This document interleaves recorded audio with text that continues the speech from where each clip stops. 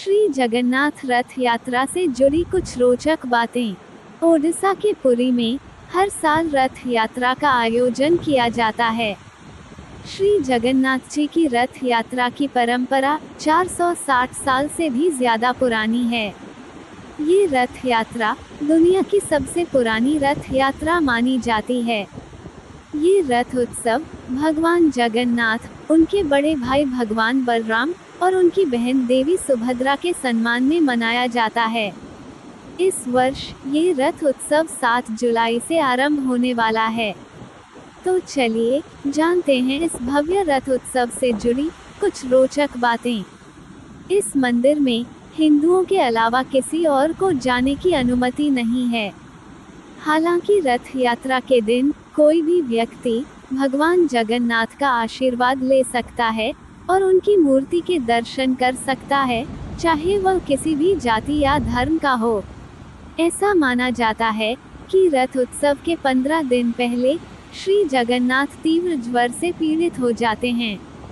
बीमारी के चलते उनके विश्राम में विघ्न न हो, इसलिए उनके मंदिर के कपाट 15 दिनों के लिए बंद किए जाते हैं।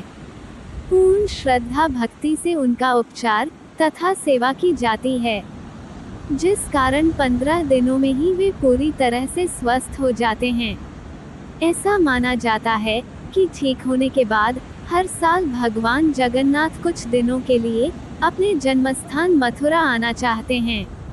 उनकी इसी इच्छा को पूरा करने के लिए जगन्नाथ मंदिर से गुंडिचा मंदिर तक ये रथ यात्रा निकाली जाती है।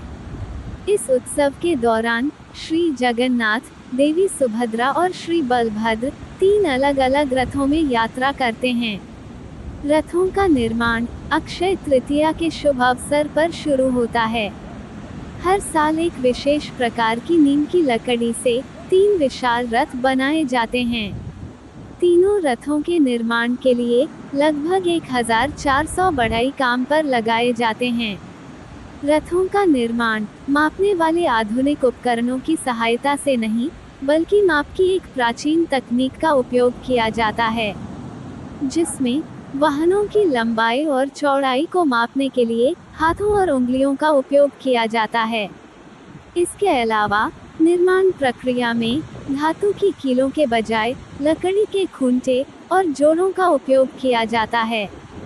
भगवान जगन्नाथ का रथ, जिसे नंदीघोष कहा जाता है, 18 पहियों पर चलता है। इस रथ का मुख्य रंग लाल और पीला होता है। भगवान बलराम का रथ तालध्वज 16 पहियों पर चलता है।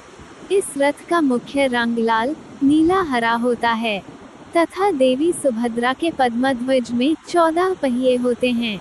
इस रथ का मुख्य रंग लाल और काला होता है। प्रत्येक रथ में 4 लकड़ी के घोड़े जुड़े होते हैं। यात्रा शुरू होने से पहले पुरी के राजा को सोने की झाड़ू से फर्श साफ करना होता है। भगवान के मार्ग को साफ करने का ये सरल कार्य इस बात का प्रतीक है कि राजा भी भगवान के एक सेवक के अलावा कुछ नहीं है। रथ यात्रा में सबसे आगे बलराम जी का रथ, बीच में बहन सुभद्रा जी का रथ और सबसे पीछे जगन्नाथ जी का रथ होता है। रथ को सैकड़ों भक्त रस्सियों से खींचते हैं। इतने सारे भक्तों का एक साथ होना अविश्वसनीय दृश्य होता है। एक मजार के सामने पहुंचते ही रथ खुद ब खुद रुक जाता है। सैकड़ों लोगों के पीछे से धक्का देने और आगे से खींचने के बाद भी रथ अपनी जगह से नहीं हिलता। कहते हैं वो मजार जगन्नाथ जी के एक मुस्लिम भक्त सालबेग की है, जिन्हें मुस्लिम होने के कारण कभी मंदिर में प्रवेश नहीं करने दिया गया। प्रभु के दर्शन की आस लगाए भगवान की भक्ति करते करते सालबेग की मृत्यु हो गई। माना जाता है श्री जगन्नाथ अपने प्रिय भक्त सालबेग को दर्शन देने के लिए हर साल वहां कुछ देर के लिए रुकते हैं। कुछ देर बाद रथ आगे बढ़ना शुरू होता है। रिकॉर्ड के अनुसार ऐसी एक भी रथ यात्रा नहीं हुई जिसमें भारी बारिश न हुई हो। हर साल इस त्योहार के दिन बारिश होती है। गुंडिचा मंदिर में 9 दिन विश्राम करने के बाद भगवान जगन्नाथ मंदिर लौट आते हैं। जय श्री जगन्नाथ जी। इसी तरह की अन्य जानकारियां पाने के लिए please like and share this information and subscribe to our channel story vendor. Thank you.